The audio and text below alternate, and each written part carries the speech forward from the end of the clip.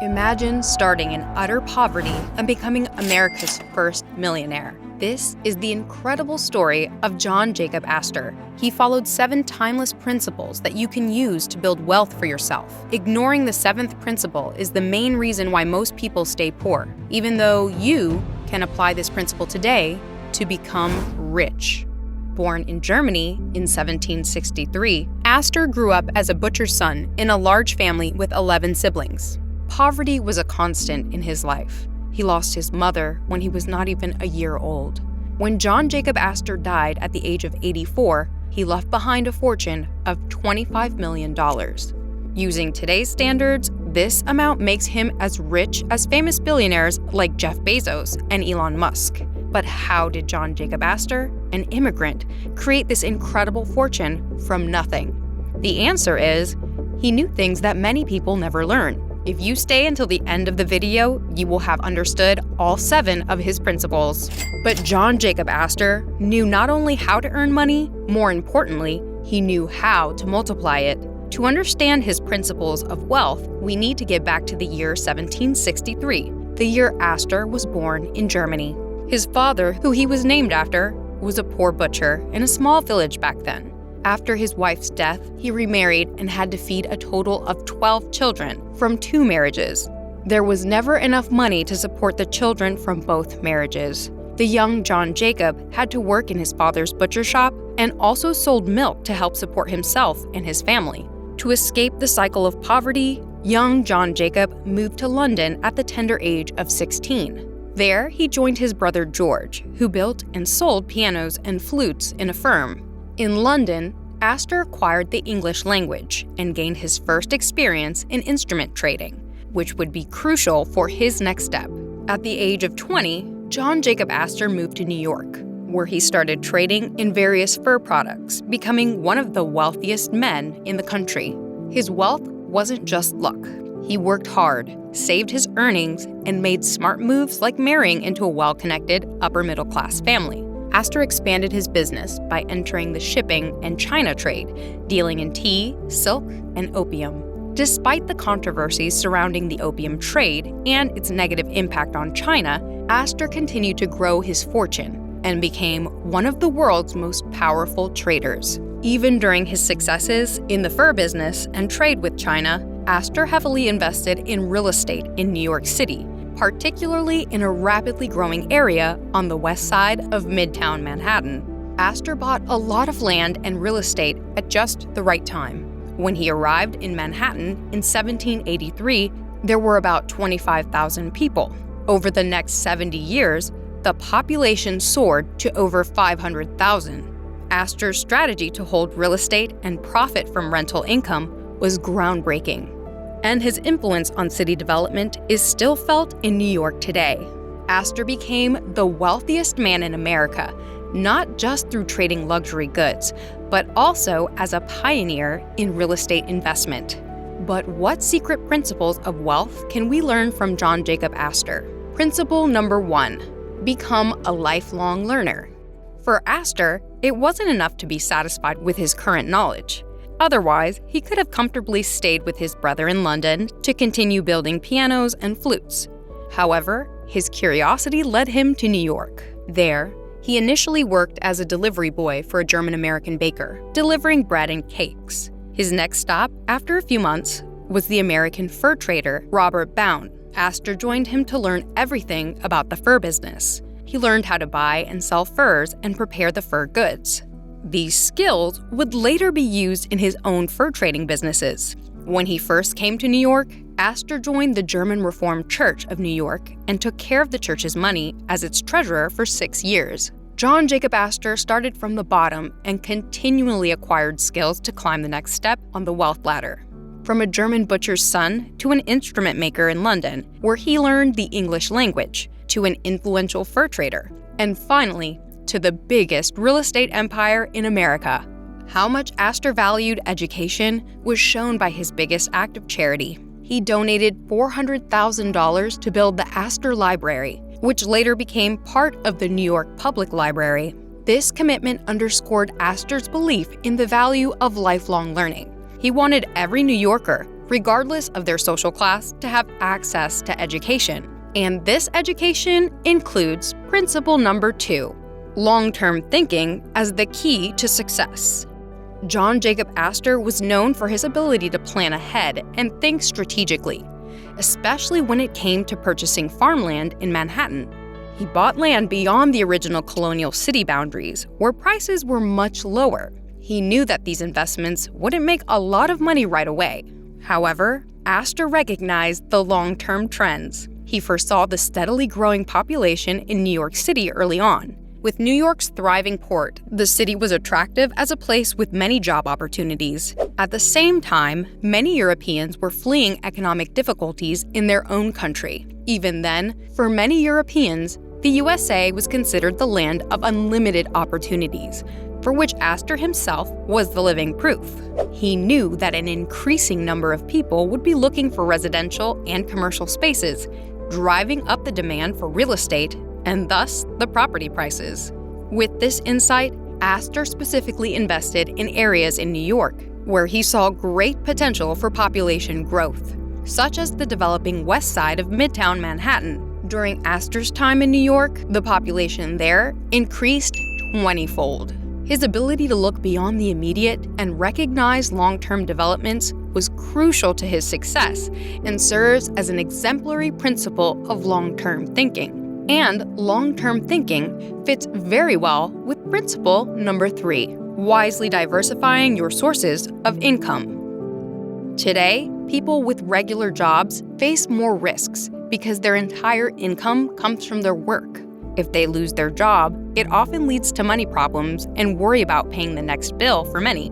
In complete contrast to this stands John Jacob Astor. He recognized the benefits of diversifying his sources of income. Initially, he earned his money with fur trading, but soon enough, he expanded the venture through trade with China. Even more important for his immense wealth later became his land and real estate ownership, through which he collected rent and lease income. As Mark Twain would say, buy land. They're not making it anymore. Astor therefore wisely invested a portion of his profits from his trading businesses into buying land and real estate in New York City. Speaking of New York City, that brings us to Astor's 4th principle: create the right environment for your goals. The successful motivational speaker, Jim Rohn, said, "You are the average of the 5 people you spend the most time with." And John Jacob Astor understood that if he wanted to escape poverty in Germany, he needed to change his environment. And that's exactly what he did at his first opportunity at the age of 16 by traveling to London. Once in London, he saw an even better environment in New York City for economic success. If we apply this to today's time, it's no wonder why technology startups settle in Silicon Valley. There they find the right talents for their work. Jeff Bezos did precisely that when he founded his successful company Amazon in the 1990s in Seattle.